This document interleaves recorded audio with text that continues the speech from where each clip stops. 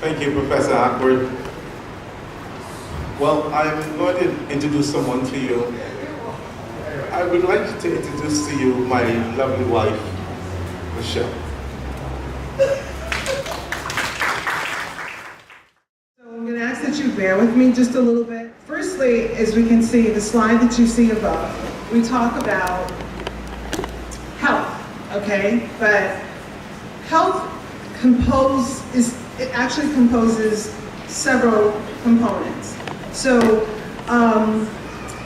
in medicine, they'll use like the spiritual part. In academia, they will use the spiritual part as last.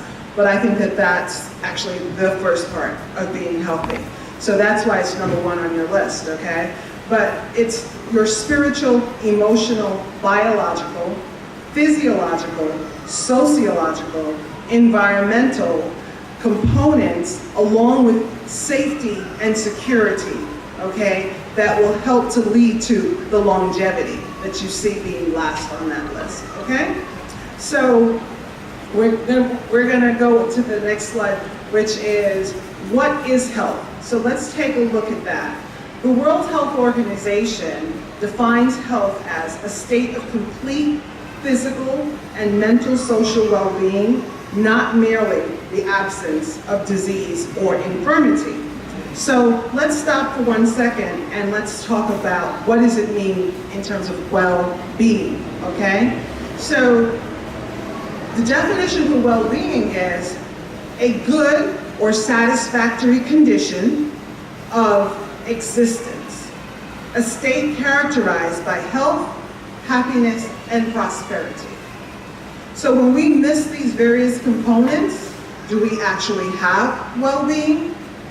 So that's something for us to just put a pin. We're going to come back to that. We're going to explore that a little bit more, okay? But that's one of the things that we're looking at. Okay, so we talk about, again, we see health encompassing these same components that we just talked about. But I just want to share with you, we say spiritual, we talk about emotional, but I just want to read from Proverbs 17, verse 22, okay? And it says, a cheerful heart is good medicine, but a crushed spirit dries up the bones. So you see, we started out with your spirit being the first component of health, okay? So in that context, we want to be able to understand that we really cannot achieve health or possess a healthy life unless we have all of these components listed, okay? All right. So we're going to talk a little bit about the leading causes of death, okay? A lot of this is based in the United States, but irrespective, it affects the world. So the first leading cause of death is heart disease, okay?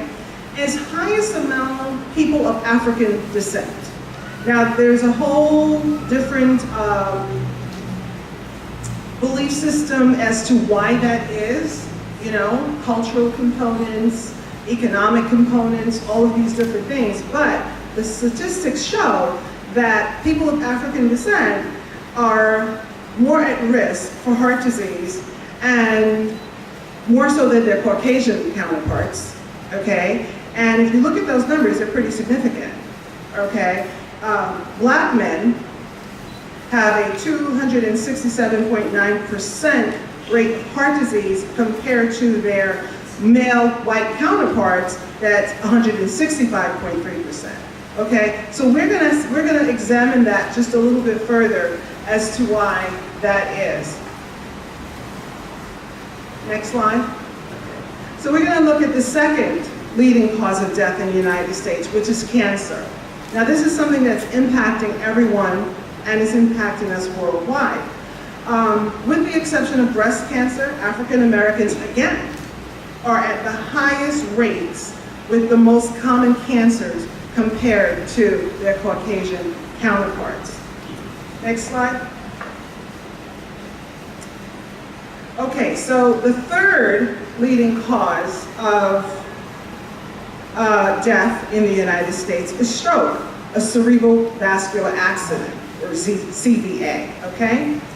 It's the most common neurological disorder in adults. It's the third leading cause of death, as I mentioned previously, but we have 500,000 first-time strokes occur each year, leaving its victims with 30% of them having disabilities. Okay, so some will die, okay, so there's a mortality rate, but then there's a morbidity rate in terms of those people who are left with physical disabilities. Okay, so just to give a little explanation, a stroke occurs when blood flow to a part of the brain is stopped. That's called a thrombotic event, okay? So, or there are two types, or when a blood vessel in the brain ruptures. Okay, so now that's going to be what a stroke is, okay? So that can lead to, as I said, either death, or, which would be mortality, or all of the after effects, which would be morbidity, okay? The next slide, okay, here we are. Because I based this in the United States, I thought it would be important to be in the Caribbean let's widen that out. So we're gonna look again at what the World Health Organization is saying. Okay, so the chart that you see above is listing the top 10 global causes of death. This statistic is actually pretty current, it comes from 2016. But again, for global causes of death, heart disease remains #1 in the world. Okay, stroke, however, takes on the position of #2 in the world, whereas in the US, stroke's #3, okay? For the world, cancer is #6, but it makes, all three make the top 10, okay? We go on to see other conditions that will cause death, and we can see it, you can't read it clearly, it talks about, World Health Organization lists them in the order of heart disease, stroke, chronic obstructive pulmonary disease, there's people who have COPD, lower respiratory infections is #4, they have Alzheimer's disease, and other dementias that actually lead to death. That's a whole other topic that we can talk about, and it's really, really, really in-depth and very interesting because people don't realize that having Alzheimer's can lead to your death, okay? But we don't have time for that. But nonetheless, they go on to trachea and bronchitis, lung cancers, diabetes being #7, road injury being 8, GI diseases being #9, and finally their 10th is tuberculosis. So we're going to look at the next slide. So we're going to talk about heart disease risk factors, okay? Because this is the #1 leading cause of death in the world. Let's look at those risk factors. We have those that are controllable and those that are uncontrollable. Uncontrollable is your race, your gender, your age, your family history, that line of hereditary. Your genetics plays a role, okay? So at the end of the day, you can't do anything about your race. You can't do anything about your bloodline. It is what it is, okay? But there are measures that we can take to help to enhance our lives, but it doesn't decrease our risk, okay? However, on the right side, we'll see the controllable aspects that we have power over, okay? As much as we do our due diligence. So we're talking about hypertension, hyperlipidemia, that's a fancy word for just saying that it's, high cholesterol, okay? And we'll see in a couple minutes the components of hyperlipidemia, what makes cholesterol, but also diabetes, alcohol consumption, smoking, oral contraceptives, sedentary lifestyle, a type A personality, that would be me, okay? So, emotional stress, excessive iron levels, and elevated homocysteines. Now, I'm going to stop 1 second just to talk about homocysteines because it might be a word that some people have never heard. Okay, so a homocysteine is an amino acid, which is a protein that's in your blood. Your body processes these to rebuild itself. God has created us to regenerate. So as He's created us to regenerate, these amino acids help in that process. But homocysteines are a controllable factor, and it's found mostly from red meat, which is why when you go to the doctor, they say, oh, lay off of the red meat, don't eat so much red meat. That's because they're trying to lower your homocysteine levels, okay? So it's also associated with people, homocysteine levels are elevated in people who have a low B6, who have a low B12, and whose folate levels are low, which is folate being B9, okay? So we're looking at B vitamins, which is why sometimes people will be told to take B complex vitamin, okay? We'll talk about those things in a bit. But the one thing I do want to mention, though, is that red meat, even though they say stay away from it, okay, God created everything, and He created everything well. It's when we overconsume something, okay? And I'll tell you why. Red meat is the only source of marbling that is created in any food source that we eat, okay? Marbling is a little white streak that you see in lean meat, okay? But it actually helps to innervate our muscles. It gives your muscles strength and health. So if you don't eat any of it, I'm a pescatarian, okay? We have vegans in the house. So we don't get marbling. We don't get that, okay? So there's something that we're missing. At the same token, I'm not advocating for you to go out and, I'm getting marbling, let me go eat lots of red meat. But if you do eat it once or twice a month, that would suffice, okay? Just to give the body what it needs, all right? We're gonna go to the next slide. So we're gonna talk a little bit about the symptoms that are associated with heart disease, okay?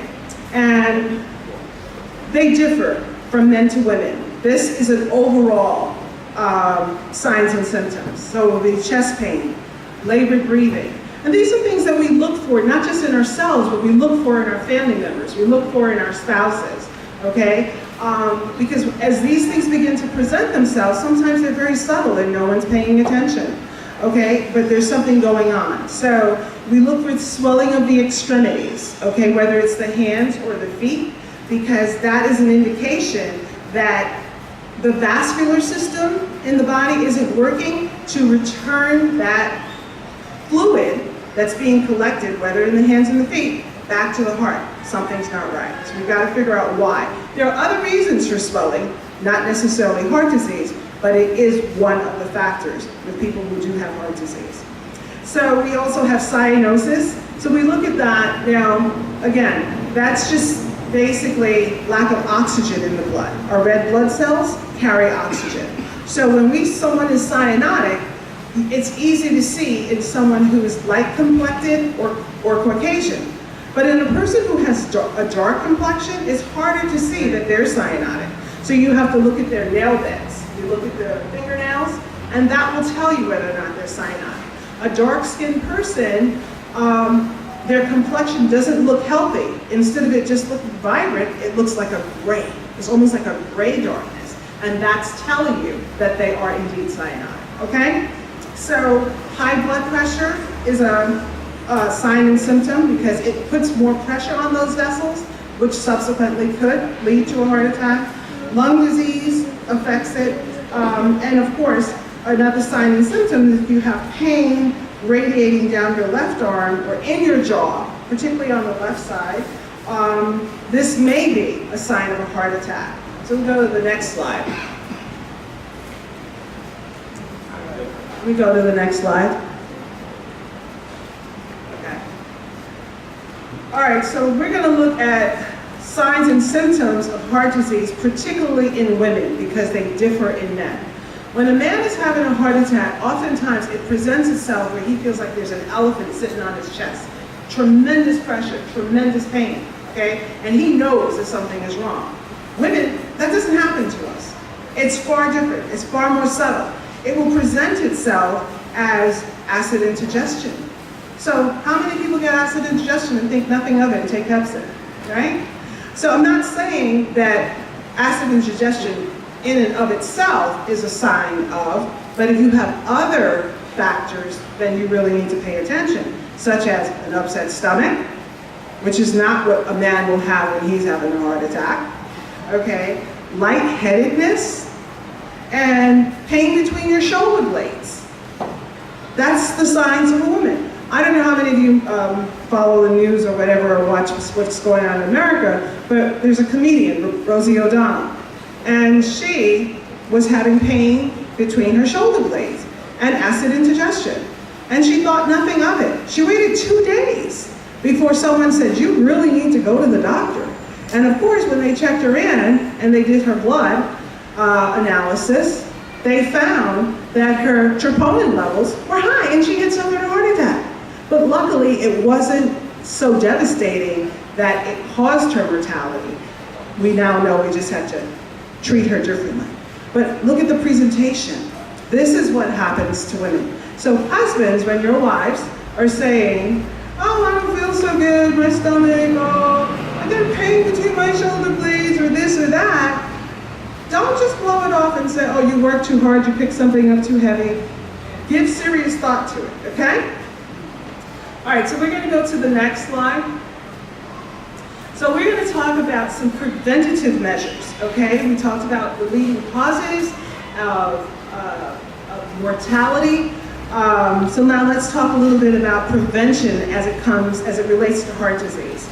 Okay, so one of the things that you want to do is diagnostic testing. You want to do that annual checkup, okay? Because it kind of gives us an idea of where we are in our bodies. There's a recommendation on here for a baseline EKG, or in some places they'll say an ECG, an electrocardiogram, in your 20s or your 30s, when you're perfectly healthy. Now, why would we want to do that? We want to do it because we want to establish a baseline for what your heart is and what your heart does, what it looks like. So you get this picture, the doctor says, oh, you're perfectly fine. But guess what? It's now on file. Get a copy for yourself.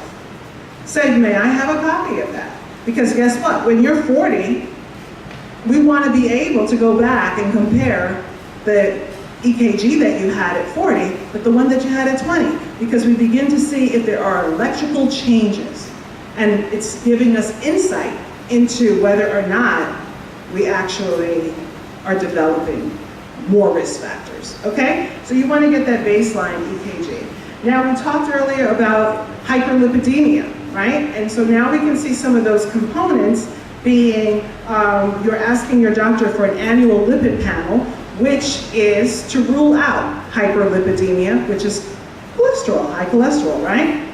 But it's not just cholesterol, and I'm going to just sidebar for a second to say cholesterol in and of itself is not harmful to the body. It is necessary for the body to function and to rejuvenate. But we're going to get into that a little bit more. But the other thing is your HDL.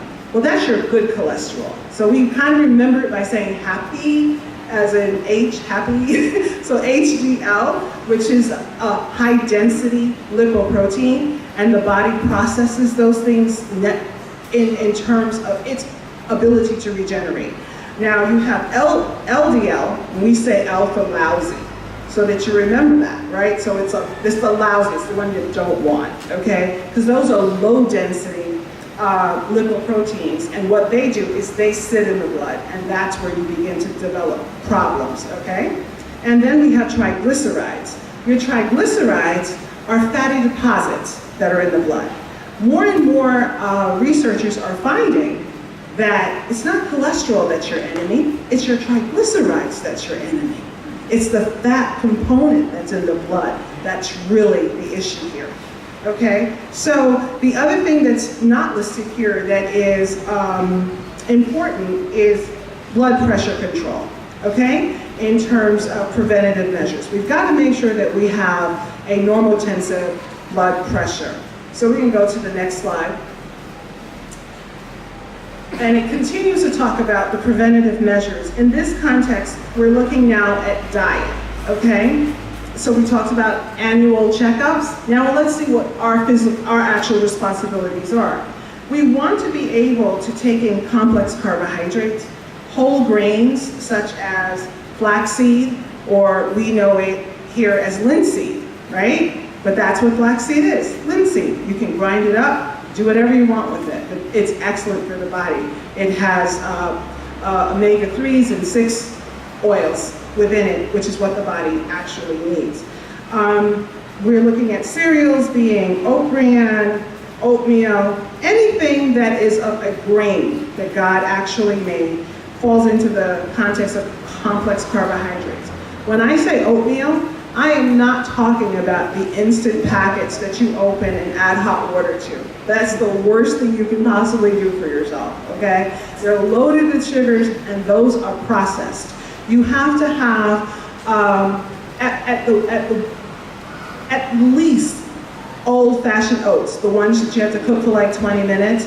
But if you want to really bone it up, you want to get to the steel cut oats, okay? Because that's where you're really getting the virtue, okay? Now, years ago, here in the islands, we would say that, I remember, I was born here, but I remember being a little girl. I went to the US when I was 5, right? But I remember when white bread came into the house, it was like, wow, right? Or white sugar, it was like, wow. We have deviated from all of the good things that God has given to us. And even today, I drive around this island and there's so many fast food restaurants. This. Everything is quick. Everybody wants everything quick. We live in a quick society. We want it now, right? No one wants to take 3 hours to cook anymore, right? Or an hour and a half or whatever it takes. But at the end of the day, that's what you need to actually help you. It's the molasses that's actually good for you, loaded with potassium, loaded with so many things. And this island has the best molasses noted in the world. I'm not saying that. It's actually blackstrap molasses, okay? It originates here. And you know how much you have to pay for a little bottle in the US? $13 US for 8 ounces, okay? Why? Because they recognize its value. And we've got it here and we're overlooking it. And we're using things that are not helpful to us. We've got to get back to what God designed for our bodies, okay? So anyway, we'll continue on. We see that we want to stay, pasta is good in the context that it's not made of white flour, okay? There are pastas, some people invest in pasta machines and you can make them out of legumes, which are beans, whether kidney beans, black beans, navy beans, pink beans, any dry bean is what they call legumes, right? So if you use those, they even sell the pastas, black bean pasta, okay, for those people who are vegan or, you know, very conscious of their health and what they're eating. So, so that being said, we want to be able to, even if we're not eating the pastas, don't eat white pasta. That's the bottom line. Do not go in the supermarket and just pick up a box of macaroni. I mean, I like it, I eat it sometimes, but you can't do it all the time, okay? And then the other thing that's also listed here that's not on your list is nuts. Nuts are very important to the body. However, you have to eat nuts in small portions, okay? Because they're loaded with fat. It's a good fat, but nonetheless, you can't just sit down and say, oh, I'm gonna eat this whole can of nuts or this whole bag of nuts. It's just not good for you. If it fits in the palm of your hand and you close your hand, that's it. You need 9 almonds a day. 9. I didn't say 20, I said 9. Because it actually gives your body all the nutritional benefits that it needs in just the 9 almonds. But they have to be raw. They can't be roasted because now we've killed all the enzymes that are in them, okay? All right, so let's go to the next slide. Okay, so we're continuing to look at these preventative measures, and in your diet, you need to increase your fiber, okay? And that would be through your fruit and your vegetables, and you want to be able to increase your good cholesterol, or that happy cholesterol, HDL, right? Which is found in in shrimp, believe it or not. The research changes all the time. Eat eggs, don't eat eggs. Eat shrimp, don't eat shrimp. Now we're back to eat shrimp, eat eggs. Because what they found is that cholesterol is actually pure in shrimp. It's pure cholesterol. That's what the body actually needs for the process of rejuvenation, when we regenerate, okay? And we're gonna talk a little bit more what helps us to regenerate. God designed us that way. And just as a sidebar, okay, really beautiful fact, okay? Our bodies, every cell in our bodies is renewed every 7 years. You are a brand new person. So if I started a journey today, and I counted 7 years from today, every cell in my body would have been made new. So you can do that for the positive, or you can do that to your detriment. So what we eat does play a major role in our health, okay? All right, so getting back to that, we're gonna talk about soybeans. Now, it's important to know that even though we're talking about soybeans, you just can't have any soybean. We now live in a world that is filled with GMOs, genetically modified organisms, okay? Unfortunately, in the US and some parts of the Caribbean, if not all of it, and other countries too, the government is not required to report to its citizens that they're consuming GMOs because it's not on the label. If you go to Japan or certain European countries, it's the law. It has to say it's genetically modified.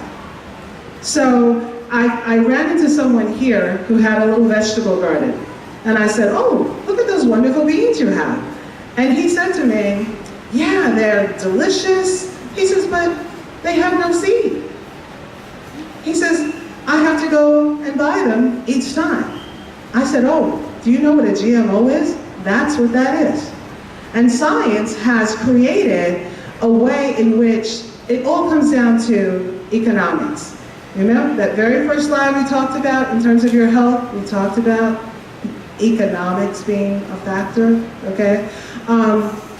You're having to buy these things repeatedly, and they're making you sick. And now, I'm deviating. We're gonna get back to that a little bit more. But you have to be careful that your soybeans are not GMOs. Okay, so it has to be a non. I've seen it here in the supermarket. It will say non-GMO verified.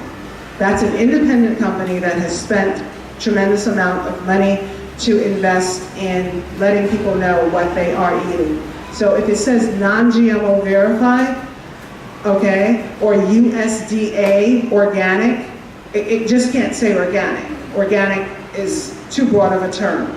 So you have to find that, and then soybeans are great for you. Outside of that, they're not, okay? All right, so let's go to the next slide. Okay, so we're going to also continue in terms of our preventative measures. This helps our body tremendously. You'll see foods like yogurts and different things that say low fat, no fat, right? Or 0% fat. Those things are really not good for you. Your body needs fat. It must have it in order for it to work correctly, okay? So we have to look at the good fats. And those good fats are olive oil, but it's very important to understand that when you purchase olive oil, the label has to say, first cold pressing. It means that it did not go through any sort of temperature change, and you now have the virtue that comes from the olives.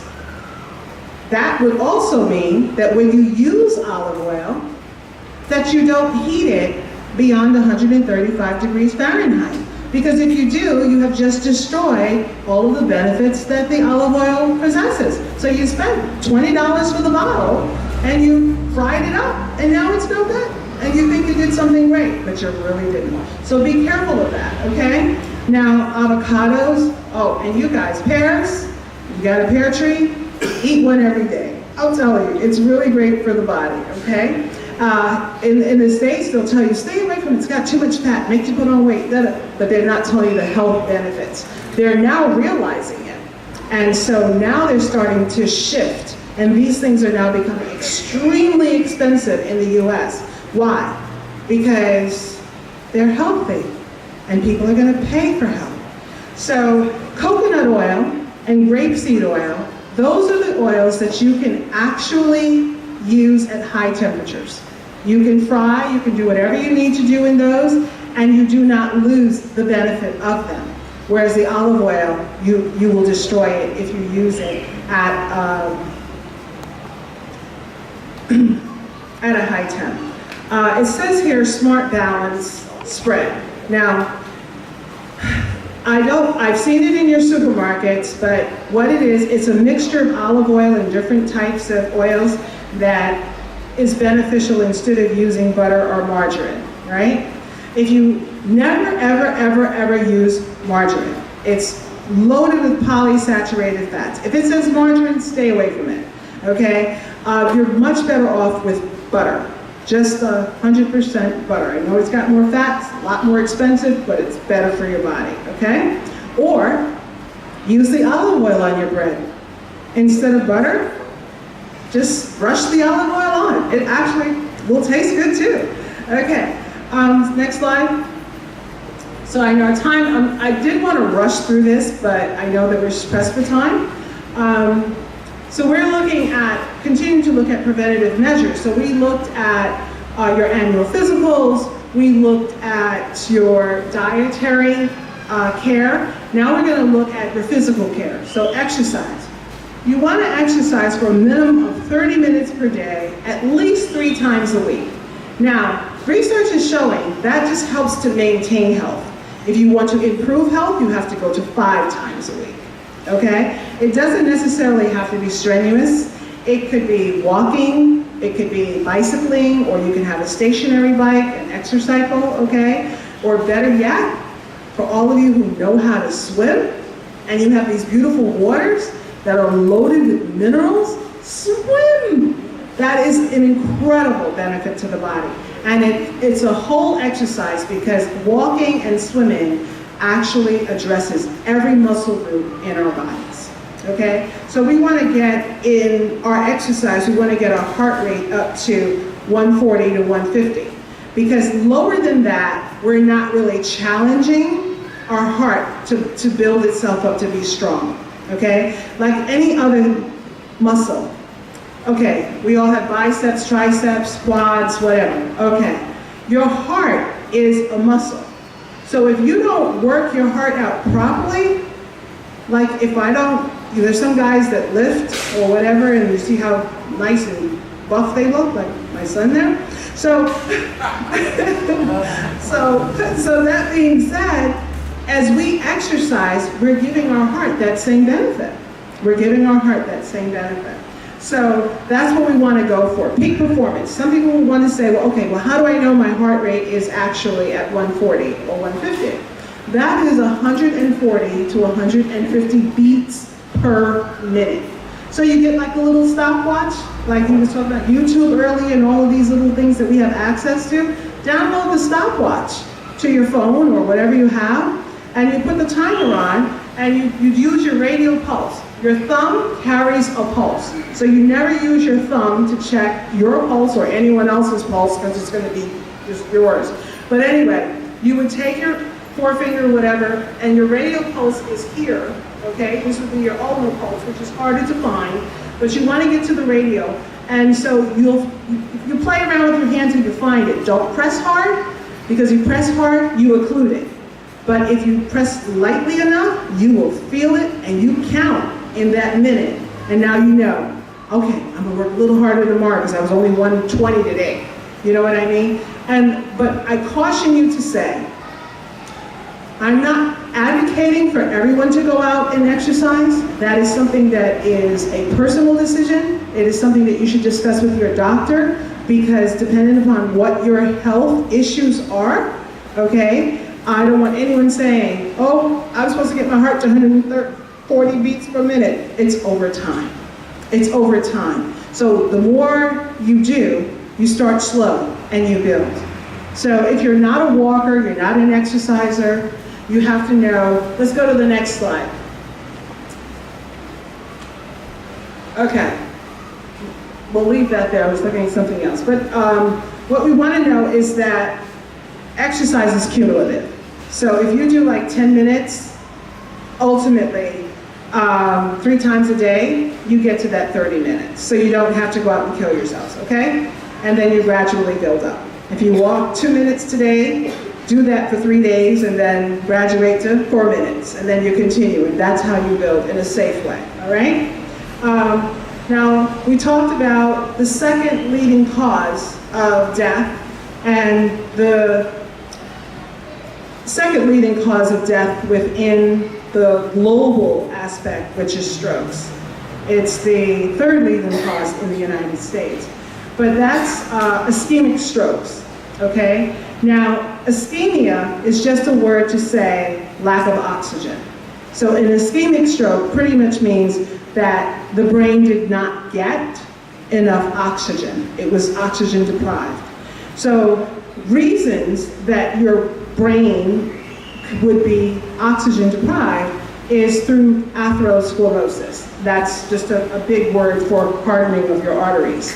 Now, when you look at hardening of your arteries, you have to really understand how does that happen and what does that look like.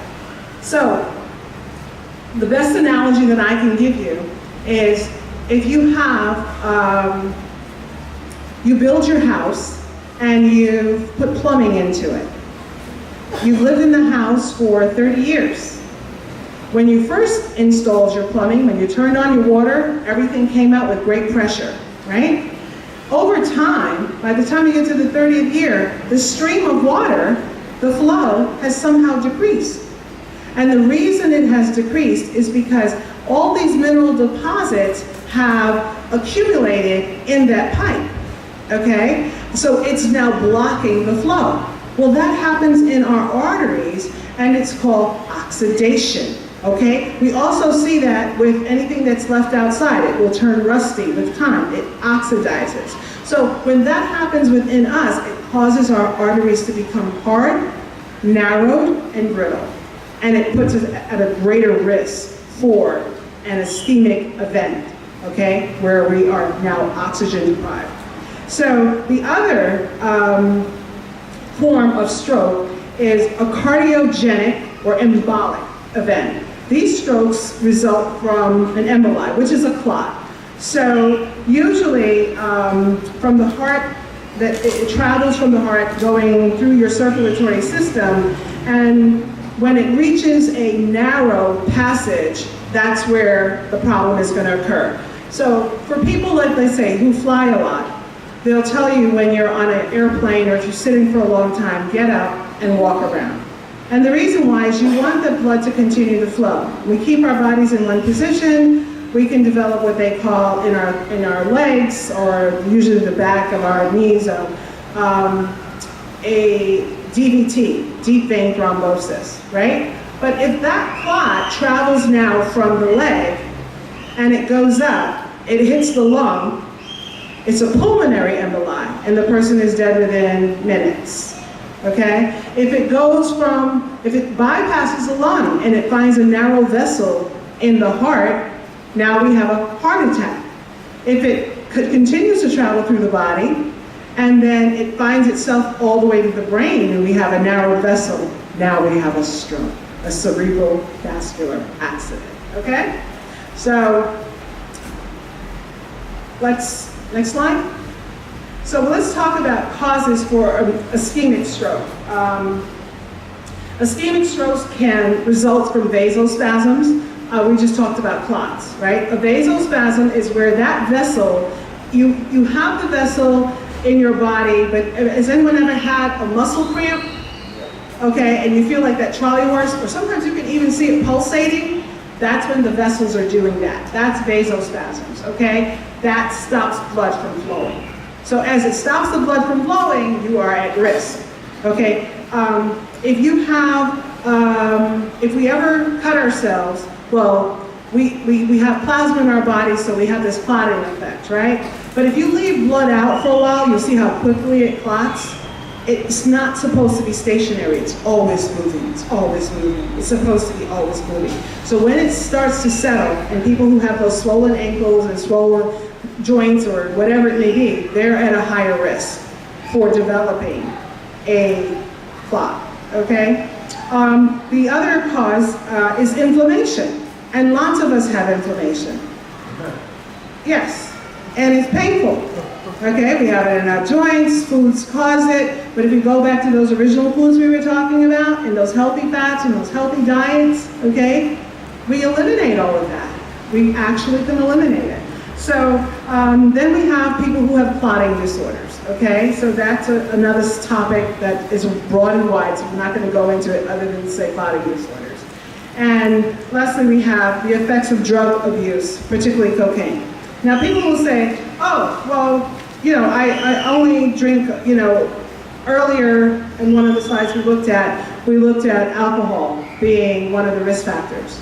You'll go to your cardiologist sometimes, and he will tell you to have a glass of red wine with dinner. Have one or two, no more than two. But the reason he says that is because there's something in red wine, in grapes, that's called resveratrol. And it's actually excellent for the circulatory system.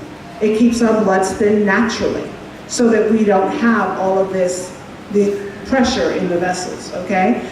So people say, oh, my doctor told me I could drink red wine. He didn't tell you to drink all of the other stuff, you know? But I'm not saying drinking is a bad thing, but if you drink a lot, you're gonna cause yourself possible harm, okay? So that's one of the other things I just wanted to sidebar about. Can we go to the next slide?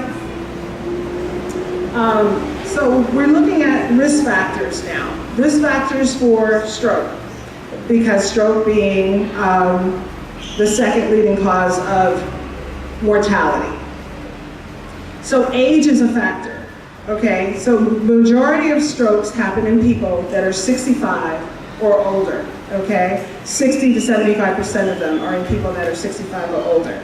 That trend is starting to change. We're starting to see strokes in younger people, as young as 10 and 14 years old. It's lifestyle change. It's lifestyle change. Something's happening. Why are these young people suffering strokes in their 20s? Something's wrong. So they haven't come out with all of the new data, but they're looking at it. They're looking at it. So it's telling us that there's something else going on. But another risk factor is your sex. And unfortunately, men, you usually run ahead in most things, and you run ahead here too. Because men have a greater risk of stroke than women, okay?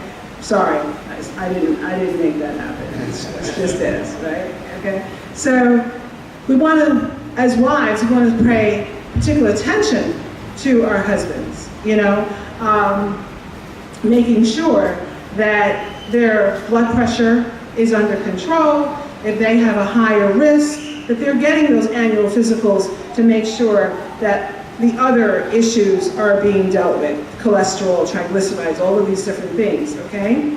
So next slide. Oh, we're already there, sorry. So we're looking at other risk factors, which are race. So African Americans are twice as likely, and we say African Americans, but Africans are twice as likely to develop thrombotic strokes, that's the clot, and 3 times more likely to develop hemorrhagic strokes, that's where the vessels burst, okay? Whether this is truly race-related is unknown. They're still doing a big study about it, okay? But the other issue is hypertension, which is high blood pressure, okay? Particularly with the presence of atherosclerosis. That's where we were talking about the hardening of those arteries. Because if you have a narrowed vessel with a lot of pressure coming through, and those vessels are brittle, they are going to break. Or something is going to break loose, something's going to get stuck, and you're going to be, unfortunately, in a position that you don't want to be in, which is having a stroke. The improved diagnosis and treatment of hypertension, it has decreased the incidence of mortality of stroke over the past 2 decades. So, in essence, what we're realizing is that the quicker a stroke is identified, the better the outcome. So therefore, we need to know more about strokes. Can you go to the next slide? Okay, so heart disease is a major contributor to stroke.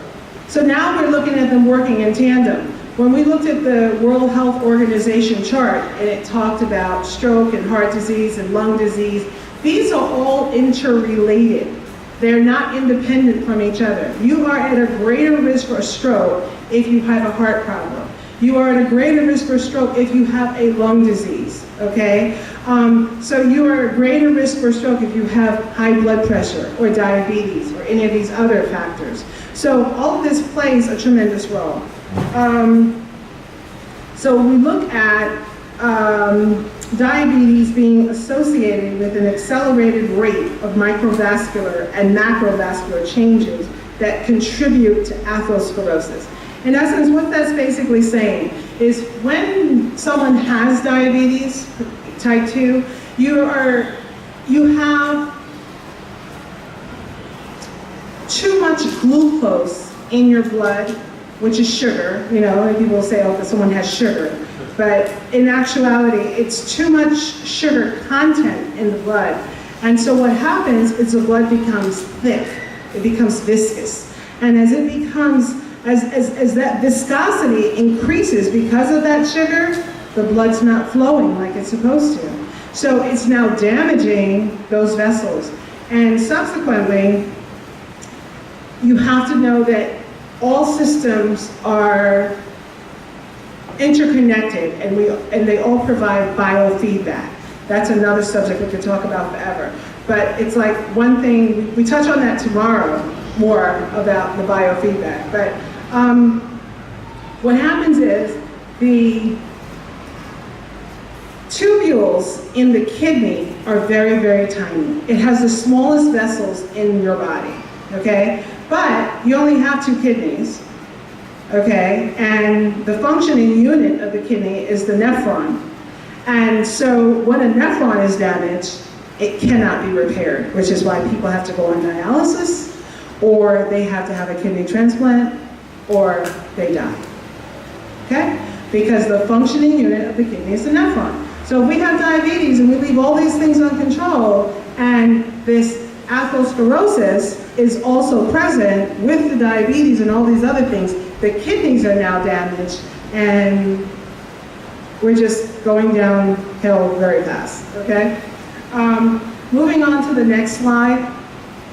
Some of the other risk factors, and we go through these quickly, is cigarette smoking, oral contraceptives, particularly if you are a smoker and you use oral contraceptives. That's really bad.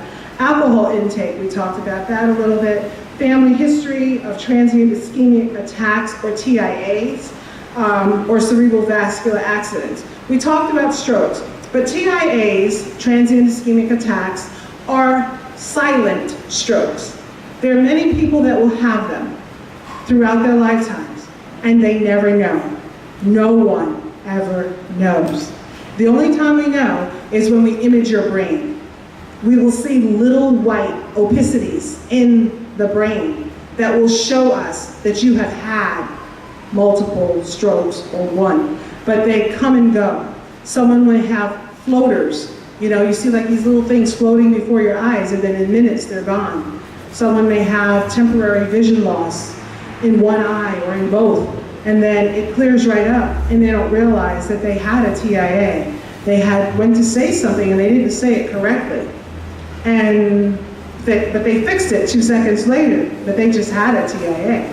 So those are some of the issues. Now you'll see some of these have a little asterisk, like obesity, sedentary lifestyle, and elevated serum cholesterol and triglycerides.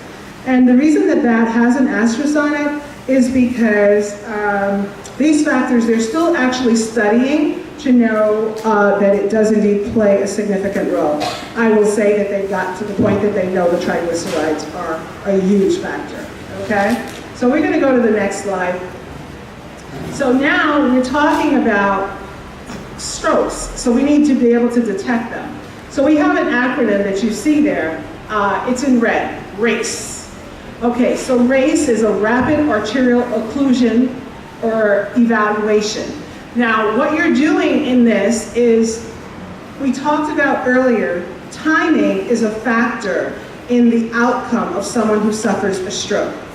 So you have to race to diagnose and get treatment if you have a thrombotic event, which is what a rapid arterial occlusion is. That's where the clot gets stuck in the brain, okay?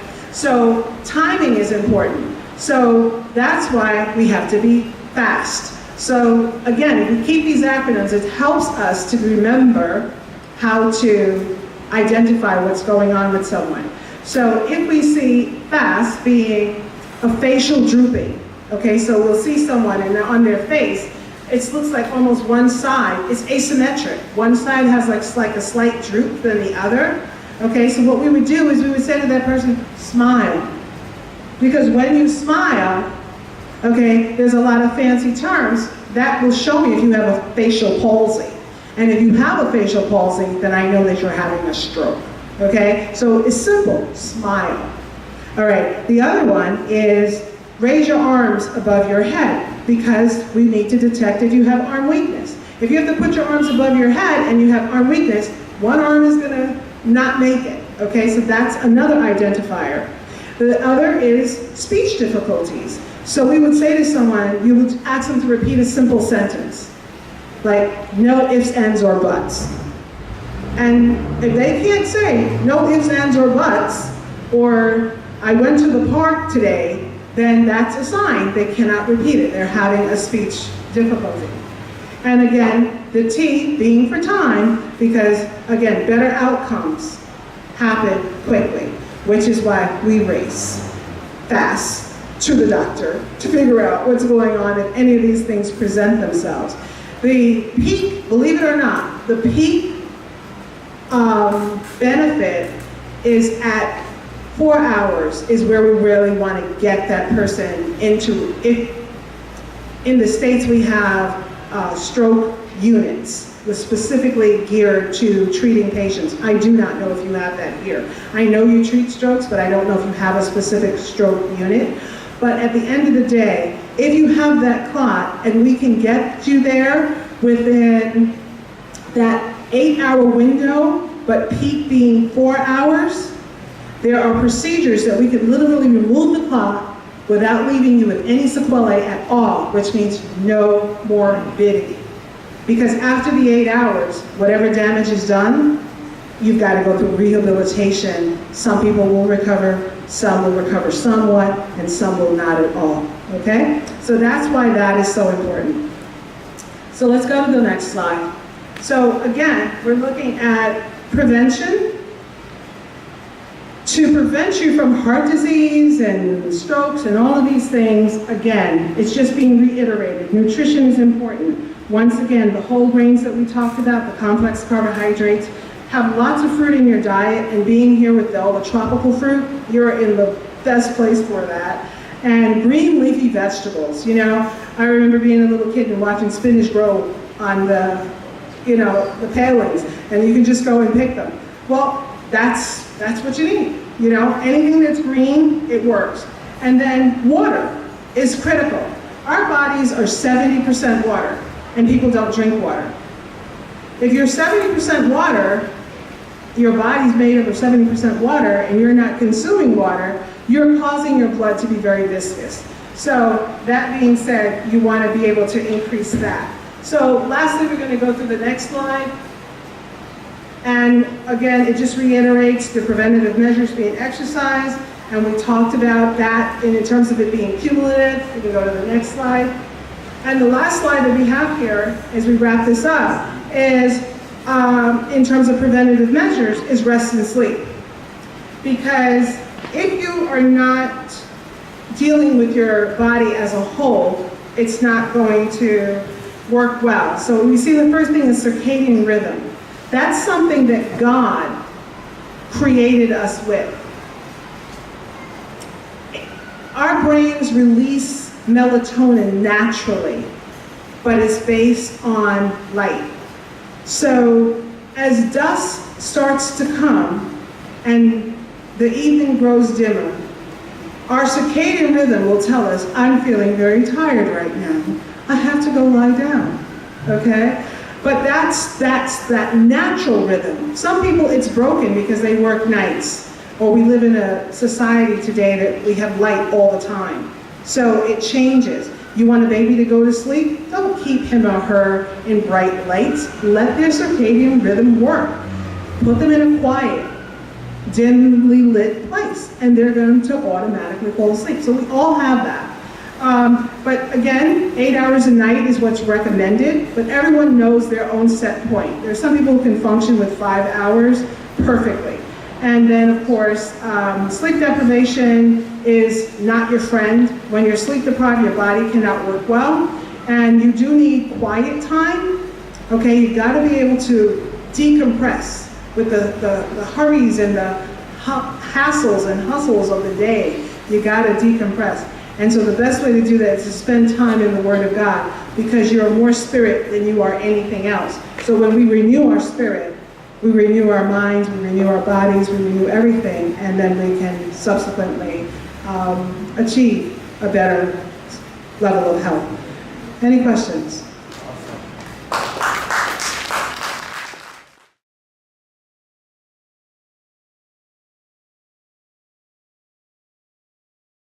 This next session, I want you to know that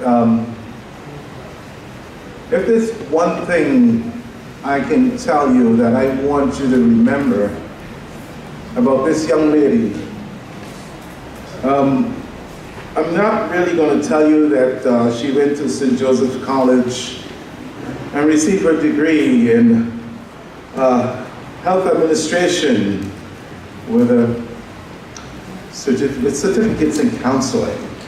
I don't want to tell you that. I don't want to tell you that she received her degree in nursing. She's a registered nurse from CUNY. I don't want to tell you that she holds a real estate broker's license in New York. And you know, I'm not really going to tell you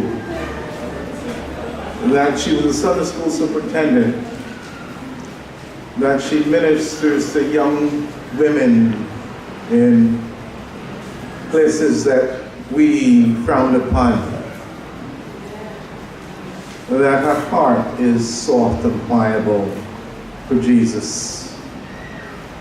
But if there's one thing I want you to remember, is that she's mine.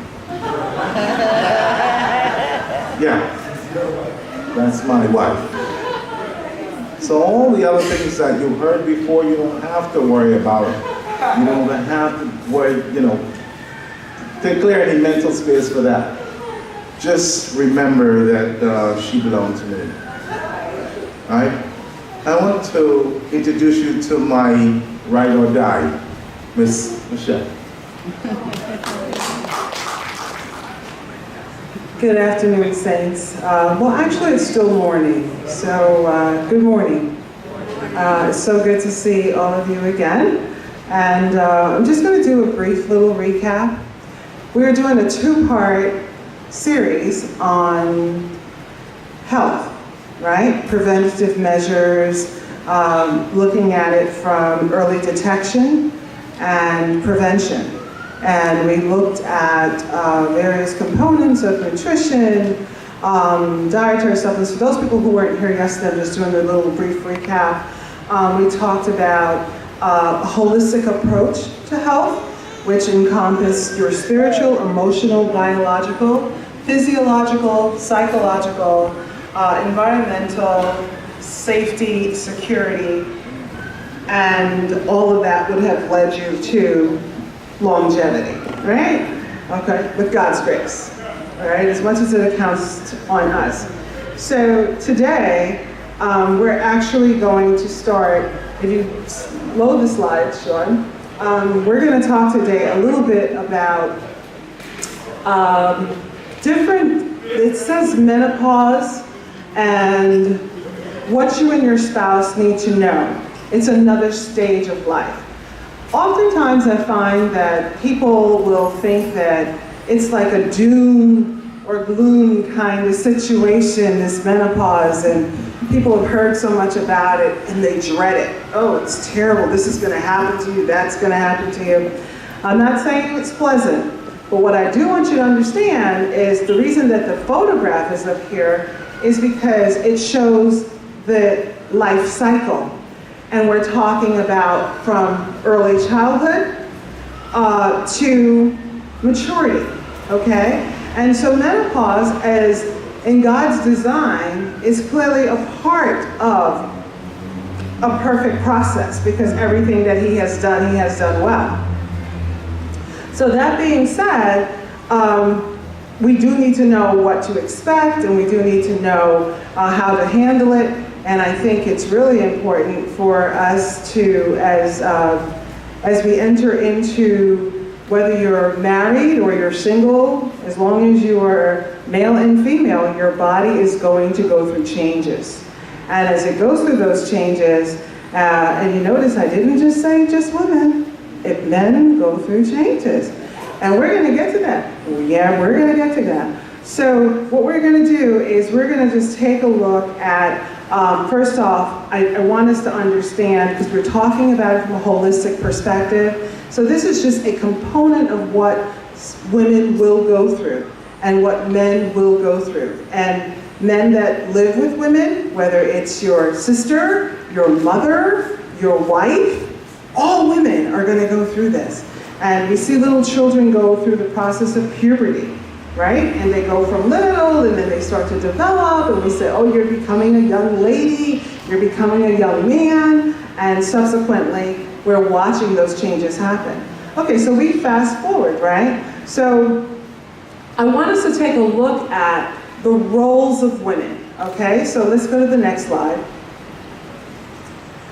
So when we talk about the roles of women, this is just a part of it. This is not it in its entirety because we have so much more. But women are wives, they're mothers, they're caregivers, they're providers, they're helpmeets, as the Word of God tells us. They're teachers, they're role models, they're nurturers, they're disciplinarians, they instill values, they are great investigators, okay? They're planners, they are assessors, they're advocates, counselors, confidant. Now, I'll stop there for one moment because in Pastor Bennett's message, he was talking about accountability and pastors and leaders needing to have someone that they can have as a confidant, okay? But it extends just beyond leaders. It also extends to all people, particularly as we are in the body of Christ. Sometimes it's more difficult in the body of Christ to talk about what we're going through because we feel we're going to be judged. We feel that someone's going to question our walk. So we suffer in silence. So you have to have that person that is not going to be judgmental. That person, as he said, whether it's a rebuke, an encouragement, let's pray about it, okay, let's figure out a plan, whatever it is, you need that confidant. And so that's the role of a woman too. We carry a lot on our shoulders, as do men, And this is not exclusive to women because men play these same roles, but I'm pointing this out only because as we go further into this discussion this morning, and we start looking at various aspects, I want you to keep in mind that these are a lot of the things that women are dealing with.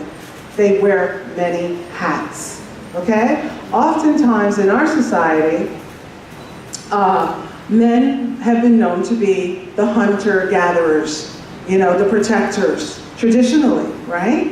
And we've fast forward a lot, and men play lots of other roles.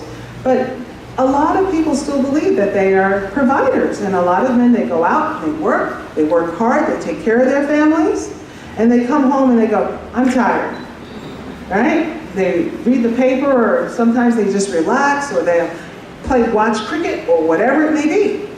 But women are multitaskers, and they are doing multiple things at the same time.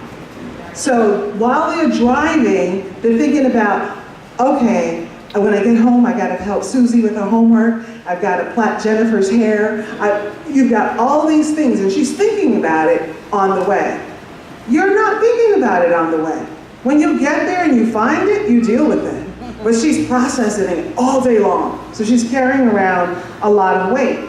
And so in that, we go on to see that they are also employers. So there are people that report to them, and they are employees. And most women try to do things to the best of their ability, and we try to reach over and above. And in so doing, we sometimes burn ourselves out. Okay? So we have to be really careful. And I'm saying this because we're looking at, okay, how do wives play a supportive role to their husbands? And how do husbands play a supportive role to their wives? So if you're not thinking about this whole process that she's having to deal with on a daily basis, women think in their sleep. They literally wake up and say, oh, I didn't do this. And they jump up and go do it. Or they don't sleep to do it, So they do a lot. And a lot of that's true because a lot of you either have wives, mothers, sisters, and you see these things happening. But more importantly, and again, because it's in all uppercase letters, she is a servant of God, okay? Now, it may be the last on the list, but the reason it's there, it's to stand out. She is a servant of God, because God says whatever it is that we do it as if we do it unto Him. So when we're walking in Christ, we are constantly striving to be pleasing in His sight.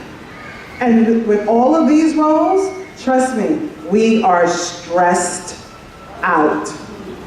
I'm going to make it real plain. We are stressed out, really stressed out, okay? So what I want you to understand is, particularly, now, when we say servant of God, that, let's extend that to the pastors, male, female, or church leadership. They have all of these family roles, okay? We had a number of female pastors that stood up, okay? I'm not saying that male pastoring is any, less complicated in any way. So we're gonna get to you guys and we're gonna give you your kudos, okay? But for right now, we're just focusing on women. So if she's dealing with all of these issues, and then she is overseer, she's the shepherd of that house, and she's also managing her own home and all of these other things, we've got to think about how that truly impacts her, okay? So what I want us to think about is, I want us to think about the word dis, D-I-S, okay? So dis being without, away from, okay? So if we have dis, and then we think about the word ease, E-A-S-E, right? Everybody wants a life of ease, right? But when we are dis-ease, when we do not have the ease in our lives, okay, and we put that word together, it forms disease, all right? So dis-ease will create disease in our systems, whether it's through hypertension or so many other things, because our bodies work in a way in which, I'll use the word now, biofeedback, and we'll talk about that in a little bit, okay? But all these systems are interconnected, and because they're interconnected and she's under so much stress, she's more prone or she's more apt to develop these various conditions, okay? So let's go to the next slide. Okay, so we talked about all of these major issues, but now we've got to say, okay, so we need a supply. If that's the demand, and we talked about all the roles that she has, and this is the demand, we have to really look at making yourselves, I'm speaking to women right now exclusively, making ourselves a priority. And I will tell you, majority of us don't, including me, the type A personality who's prone to heart disease, because of that type A personality, okay? What it is, you're always trying to make sure that everything and everybody else is okay. And we come down to, oh well, we'll get by, you know, I'll do my little 3 hours sleep tonight and get up and get the kids off and do all the things that need to be done. There's some great husbands out there that will get up and help you and do all of these things, but even though they're helping you, it doesn't change your experience.